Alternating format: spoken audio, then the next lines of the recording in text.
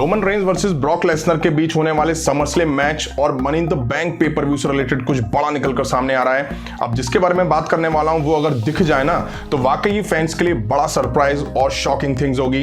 अब ऐसा क्या होगा उसके बारे में ही बात करने वाला हूं आज की इस वीडियो में। वीडियो काफी कमाल की होने वाली है, तो शुरू से लेकर लास्ट तक इस वीडियो को जरूर देखिएगा। हाय फ्रेंड्स, मेरा नाम है प्रियांशु, आप देख रहे हैं गेम ऑफ इनिंग्स। तो बढ़ते हैं वीडियो की तरफ और शुरू करते हैं वीडियो बेल बजा के। अब मैं आपको पहले ही बता चुका हूं कि क्रिएटिव टीम रोमन रेंज से बहुत ज्यादा अपसेट चल रही है। अब रेसलमेनिया 38 में रोमन रेंज को अनडिस्प्यूटेड यूनिवर्सल चैंपियन इसलिए बनाया गया था ताकि रोमन रेंज रॉ और स्मैकडाउन दोनों ब्रांड में दिखाई दे सके, जिससे रॉ की रेटिंग में कुछ सुधार आ सके। लेकिन रेसलमेनिया 38 के बाद रोमन रेंज ने एक नई डील साइन करी जिसमें उन्होंने ये शर्त जोड़ दी कि भाई मैं अब WWE में बहुत कम दिखा करूंगा, कम ही मौकों पर मैं अपीयर हुआ करूंगा, जो कि क्रिएटिव टीम के लिए अब सरदर्दी बन गई है। वहीं अब WWE को रोमन रेंज के अगेंस्ट एक ऐसा सुपरस्टार उतारना चाहिए था जो कि रेगुलर हो, जो कि रोमन रेंज को हरा करके टाइटल भी रेगुलर कर सके, जो कि रैंडी ऑर्टन हो सकते थे। लेकिन वो इंजर्ड है और साल 2022 में वो अब नहीं दिखाई देंगे, जो कि WWE के लिए एक और बड़ी प्रॉब्लम क्रिएट हो गई। वहीं अब WWE ने रोमन रेंज के अगेंस्ट ब्रॉक लेसनर को उतारा है, जो कि एक part timer versus part timer match है। रोमन रेंज भी पार्ट टाइमर है, ब्रॉक लेसनर भी पार्ट टाइमर है। अब इन दोनों में से किसी की भी जीतो, कंडीशन वही रहेगी, उसका सॉल्यूशन निकलकर सामने नहीं आएगा कि टाइटल भी पार्ट टाइम ही रहेंगे। वहीं अब WWE ने Roman Reigns versus Brock Lesnar के बीच एक मैच अनाउंस कर दिया है। दोनों ही पार्ट टाइमर हैं, दोनों में से किसी की भी जीतो, कंडीशन वही सेम रहने वाली है, टाइटल फिर भी पार्ट टाइमर के पास ही रहेगा। अब fans Roman Reigns versus Brock Lesnar के बीच काफी बार मैच देख चुके हैं, तो WWE के ऊपर प्रेशर होगा कि भाई इस मैच में कुछ नया और शॉकिंग दिखाया जा सके। अब मनी इन द बैंक के बाद होने वाले समरस्लैम पेपर व्यू में WWE कुछ नया और बड़ा करती हुई दिखाई दे सकती है। अब WWE में कभी कभी जो चीजें हम पहले देख चुके होते हैं वो रिपीट होती दिखाई देती हैं, कभी कभी सेम सुपरस्टार के साथ तो कभी डिफरेंट सुपरस्टार के साथ, यानी कि हिस्ट्री रिपीट होती है WWE में।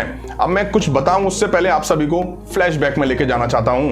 ये बात है रेसलमेनिया 31 की, जहां मेन इवेंट में Roman Reigns versus Brock Lesnar के बीच WWE चैंपियनशिप को लेकर के मैच दिखाई दे रहा था। मैच दोनों के बीच धमाकेदार चल रहा था, तभी यहां एंट्री होती है money in the bank contract जीतने वाले सेथ रॉलिंस की। वो आके इन दोनों के मैच में कैश इन कर लेते हैं। अब रोमन रेंज से इस मैच में एक बड़ी गलती हो जाती है। जब ब्रॉक लेसनर सेथ रॉलिंस को F5 देने वाले थे, तभी रोमन रेंज ब्रॉक लेसनर को स्पीयर लगा देते हैं। सेथ रॉलिंस के लिए चीजें आसान हो जाती हैं, वो ब्रॉक लेसनर को साइड करते हैं, रोमन रेंज पर कर्ब स्टॉम्प लगाते हैं और उन्हें पिन करके WWE चैंपियन बन जाते हैं। अब आप में से काफी लोग कहेंगे यार 7 साल पीछे ले जाने की क्या जरूरत थी, तो आप सभी को बता दूं ऐसा ही कुछ हमें इस साल समरस्लैम में होने वाले Roman Reigns versus Brock Lesnar के बीच लास्ट मैन स्टैंडिंग मैच में दिखाई दे सकता है। इस साल का money in the bank ladder match का विनर इन दोनों के मैच में सक्सेसफुल कैश इन करके न्यू WWE चैंपियन बन जाए। अगर ऐसा होता दिखाई देता है तो WWE यहां पर एक तीर से काफी सारे निशाने लगाएगी। पहला ये कि cash in particular WWE championship के लिए हो, ताकि जो कैश इन करे वो इसको जीत करके रॉ ब्रांड पर वापस ले जा सके। इससे ये भी एक चीज क्लियर होती है कि इस साल का money in the bank contract हो सकता है कि रॉ ब्रांड का कोई सुपरस्टार जीत जाए। दूसरा ये कि WWE में यूनिफाइड टाइटल का कॉन्सेप्ट एंड हो जाएगा, जो कि रेसलमेनिया 38 के बाद से लेकर के अब तक फेल साबित हो रहा है। तीसरा यह कि WWE रोमन रेंज और ब्रॉक लेसनर को एक दूसरे के खिलाफ हार से बचा पाएगी। वहीं अगर मैं बात करूं इन दोनों के बीच हुए लास्ट 2 मैचेस की, तो रोमन रेंज ब्रॉक लेसनर को हराते हुए दिखाई दिए हैं और मुझे नहीं लगता है कि WWE अब एक बार फिर से रोमन रेंज के हाथों ब्रॉक लेसनर को हरवाएगी। चौथा यह कि यूनिफाई होने के बाद WWE चैंपियनशिप और यूनिवर्सल चैंपियनशिप दोनों पार्ट टाइमर बनी हुई हैं, तो ये पॉइंट भी सॉल्व हो जाएगा। पांचवा पॉइंट यह है कि इस मैच में कैश इन करने वाले सुपरस्टार से WWE ब्रॉक लेसनर को पिन करा दें। ऐसा करके WWE रोमन रेंज को पिन होने से इस मैच में बचा पाएगी और उनकी जो स्ट्रीक चली आ रही है सालों पुरानी वो भी चलती रहेगी। अब बात करें mens money in the bank ladder match की, तो अभी तक इस मैच के लिए 3 सुपरस्टार क्वालिफाई करे हैं, जिसमें से केवल एक सुपरस्टार अभी रॉ ब्रांड से क्वालिफाई करा है, जो कि है सेथ रॉलिंस। अब सेथ रॉलिंस इस मैच में एक स्ट्रॉन्ग चैलेंजर या स्ट्रॉन्ग अपोनेंट साबित हो सकते हैं, और कैसा हो अगर इस साल का money in the bank contract Seth Rollins ही जीत जाए और हिस्ट्री फिर से रिपीट होती दिखाई दे Roman Reigns versus Brock Lesnar के बीच मैच में, वो आके फिर से समरस्लैम में कैश इन करें और बन जाएं न्यू WWE चैंपियन, और वो फिर रॉ ब्रांड पर इस टाइटल को रेगुलर कर पाएंगे।